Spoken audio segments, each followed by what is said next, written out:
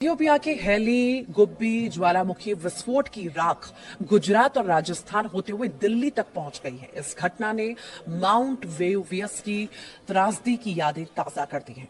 चलिए जानते हैं वो घटना जब पूरा शहर ही मौत की आगोश में सो गया। प्रकृति के क्रोध की धमक आज भी इंसान को कांपने पर मजबूर कर देती है। अफ्रीका के इथियोपिया में हेली गुब्बी ज्वालामुखी 12,000 साल बाद अचानक से फट पड़ा और इस ज्वालामुखी से निकला गर्म राख का गुबार गुजरात राजस्थान होते हुए दिल्ली के आसमान तक पहुंच चुका है।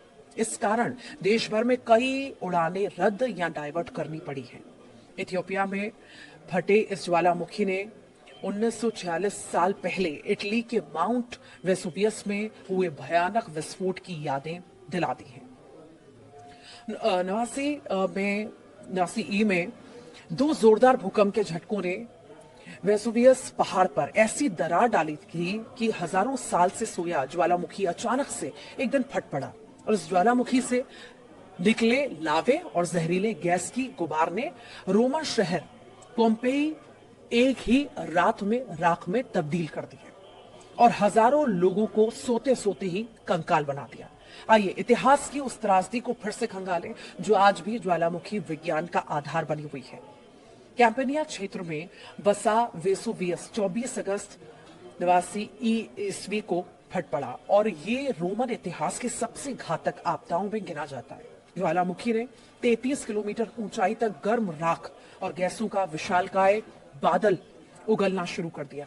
पिघला हुआ चट्टान, फ्यूमस की धूल और गर्म राख 1.5 मिलियन टन प्रति सेकंड की रफ्तार से माउंट वेसुवियस के बाहर निकला। ऐसा अनुमान है कि ज्वालामुखी विस्फोट से निकली कुल ऊर्जा हिरोशिमा नागासाकी पर गिराए गए परमाणु बमों से 1 करोड़ गुना ज्यादा थी। माउंट वेसुवियस से 700 डिग्री सेल्सियस गर्म राख की लहरें 100 किलोमीटर प्रति घंटे की स्पीड से बहती रही। राख और फ्यूमस की बारिश घंटों चलती रही।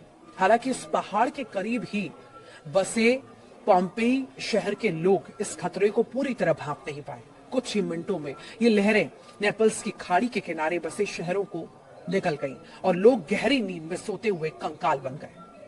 हालांकि ये तबाही रातों रात नहीं उतरी थी। इससे शांत ज्वालामुखी के फटने के पीछे यहाँ कुछ साल पहले आए 2 बड़े भूकंप को एक बड़ी वजह माना जाता है। दरअसल रोमन इतिहास में दर्ज रिकॉर्ड के मुताबिक यहाँ 5 फरवरी 62 ईस्वी को नेपल्स की खाड़ी में एक बड़ा भूकंप आया जिसने पोम्पेई को पूरी तरह से झकझोर दिया। दीवारें ढह गई, मंदिर टूटे, सड़कें फटी और इस भूकंप से तबाही कई इमारतों की मरम्मत ही चलती रही थी कि 64 ईस्वी में एक और छोटा भूचाल आया। वहीं वेसुवियस के विस्फोट से ठीक 4 दिन पहले भी कुछ छोटे भूकंप आए, लेकिन उन्हें खतरे की घंटी नहीं माना गया। हालांकि इस भूकंप ने चट्टानों में दरारें डाली और उबलता लाल लावा ऊपर फट पड़ा। फिर आया वो काला दिन। मिसेनम शहर से प्लिनी द यंगर ने इस घटना का जीवंत वर्णन किया। सुबह आकाश में एक पाइन ट्री जैसा विशाल बादल उभरा, ऊपर से फैला हुआ, नीचे मोटा राख और फ्यूमस की बारिश घंटों चली। लोग जान बचाने के लिए भागे, लेकिन ज्वालामुखी से निकली राख ने सब निकल लिया। पोम्पेई शहर पूरी तरह मिट्टी में मिल गया। राख की परतों ने 1500 से ज्यादा शवों को संरक्षित कर दिया, जो हजारों साल पुरातत्वविदों को जस की तस मिली। पोम्पेई की खुदाई में घर, मंदिर, बाजार और ब्रेड की दुकानें उजागर हुई, जहां रोटियां ओवन में पक रही थी। अनुमान है कि माउंट वेसुवियस के ज्वालामुखी विस्फोट में 10,000 से 16,000 लोगों की जान चली गई थी। वहीं इथियोपिया के ज्वालामुखी में हुआ विस्फोट माउंट वेसुवियस जैसा खतरनाक तो नहीं, लेकिन ये भी वेसुवियस की तरह लगभग 10,000 से शांत बैठा था और इस विस्फोट के पीछे भी भूकंप को ही वजह माना जा रहा है। एटा अले रेंज का ये हिस्सा पृथ्वी की प्लेटों के टकराव का केंद्र है। विस्फोट ने 10 से 15 किलोमीटर ऊंचाई तक राख और सल्फर डाइऑक्साइड का प्लूम उगला, जो 100 से 120 किलोमीटर प्रति घंटे की रफ्तार से उड़ते हुए भारत के आसमान तक पहुंच गया।